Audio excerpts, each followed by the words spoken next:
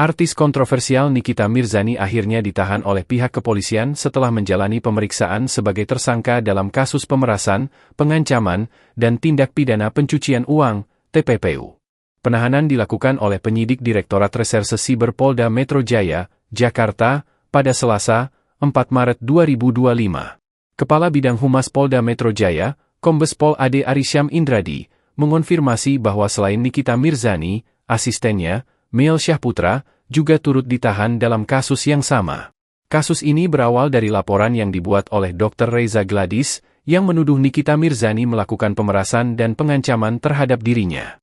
Reza melaporkan kejadian tersebut pada 3 Desember 2024, setelah Nikita diduga mencemarkan nama baiknya dan merusak reputasi produk yang dimiliki Reza saat siaran langsung di TikTok. Kombes Pol Ade Ari mengungkapkan bahwa Reza sempat mencoba menjalin komunikasi baik dengan Nikita melalui pesan yang disampaikan oleh asisten sang artis.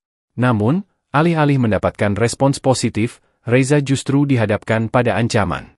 Terlapor mengancam akan mengungkapkan masalah ini ke media sosial jika permintaan uang tidak dipenuhi. Nikita Mirzani dikabarkan meminta uang sebesar 5 miliar rupiah sebagai uang tutup mulut. Terdesak dengan ancaman tersebut, Reza pun mentransfer uang senilai 2 miliar rupiah ke sebuah rekening pada 14 November 2024. Tidak berhenti di situ, pada 15 November, Dr. Reza Gladys juga menyerahkan uang tunai sebesar 2 miliar rupiah sesuai arahan dari Nikita Mirzani. Akibat peristiwa tersebut, Reza merasa diperas dan mengalami kerugian total mencapai 4 miliar rupiah.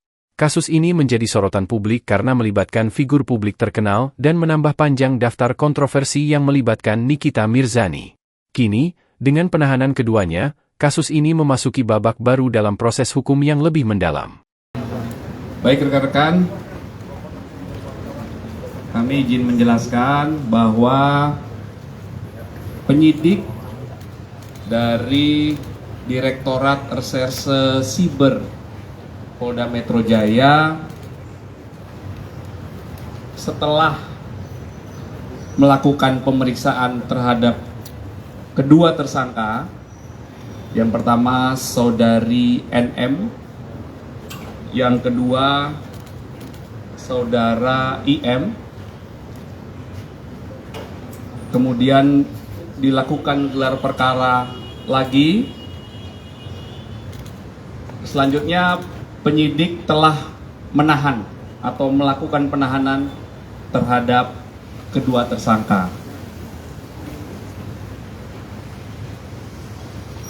Dan untuk 20 hari ke depan, kedua tersangka dilakukan penahanan oleh penyidik.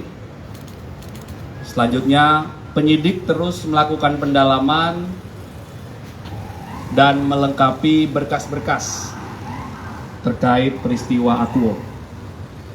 Itu rekan-rekan update-nya ya. Ada pertanyaan? Pak, pertimbangan dilakukan penahanan apa Pak? Baik. Terhadap tersangka saudari NM, dalam 2 kali proses BAP sebagai tersangka, diajukan 109 pertanyaan. Kemudian terhadap tersangka saudara IM, dalam proses 2 kali BAP sebagai tersangka, diajukan 99 pertanyaan. Setelah didapatkan bukti yang cukup, kemudian adanya barang bukti yang sudah disita. Barang buktinya ada dokumen atau surat, ada 9 dokumen, pernah kami jelaskan sebelumnya. Ya, ada 9 dokumen. Kemudian ada barang bukti digital, ada flash disk dan juga handphone. Kemudian ada juga barang bukti, juga telah melakukan pemeriksaan terhadap 16 saksi. Inilah fakta-fakta, alat bukti,